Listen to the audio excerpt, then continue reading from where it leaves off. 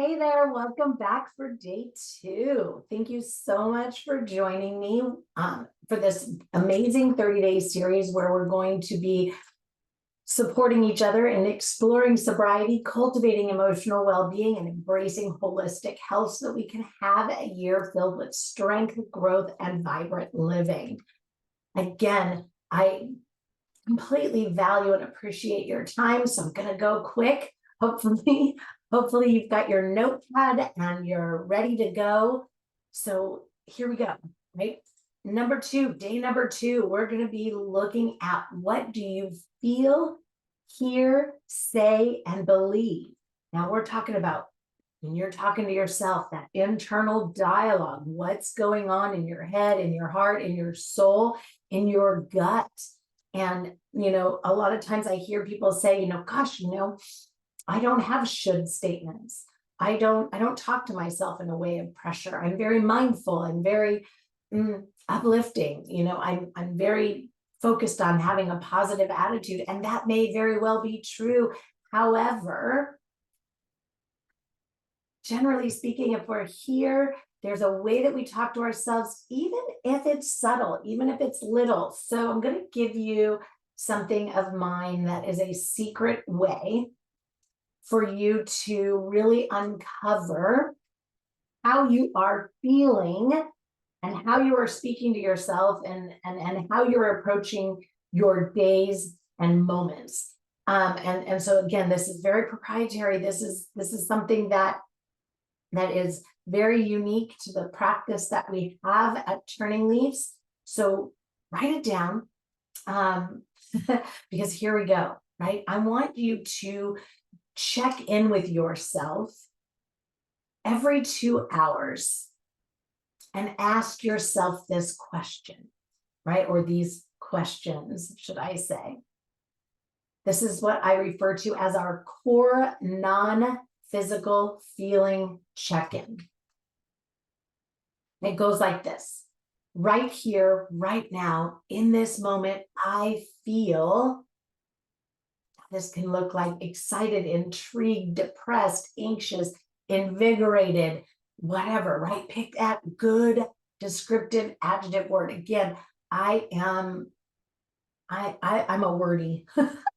I love words, and I love it when we use words that mean actually what we are thinking and feeling and experiencing. So if you need to get out your dictionary, your thesaurus, whatever it is, get it out.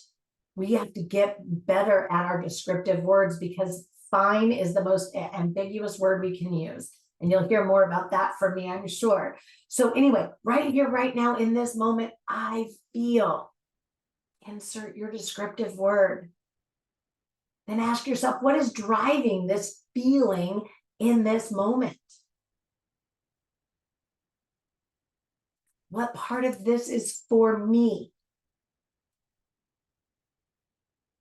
What part of this comes from an external source, meaning somebody else, something else, something outside of us? How can I improve this further? And or how can I make adjustments to my thoughts to create a more positive stance in this time and space? Now, sometimes we have a positive stance and it still needs that adjustment to the thought. We might have the most positive thought process, right? I know a lot of people are big on manifestation, and we're just saying, I'm going to sit here and I'm going to manifest $1 million.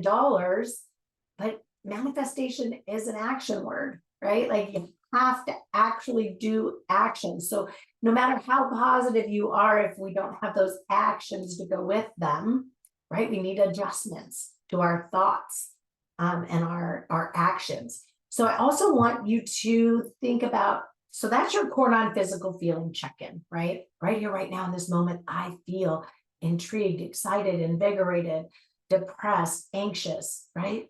What's driving that feeling in the moment? What part of this is for me? What part comes from an external source? How can I improve this further?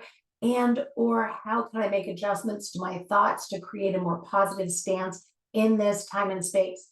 Super important that you do this check-in every 2 hours. Now, I get it. This is a 30-day challenge, and we're going to move on to something new tomorrow. But I recommend that you do this every day for a while until you get the hang of this, okay?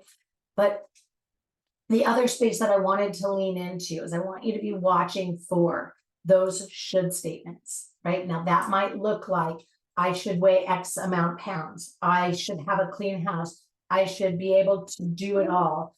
Whatever that pressure-filled statement is that you say to yourself, or that you think, or that you just impose to yourself, like, look at your to-do list right now.